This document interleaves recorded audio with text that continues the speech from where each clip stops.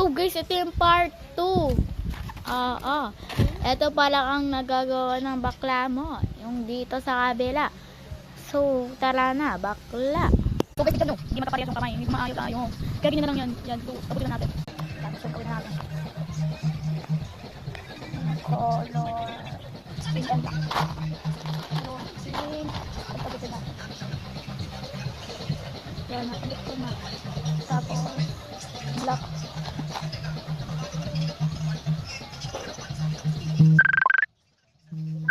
So guys, ito palang guys yung nagagawa ko sa pangalawa. So ayan.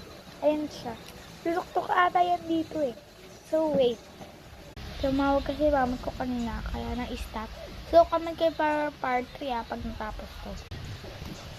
Pero wait. Check. Kuha tayo dito.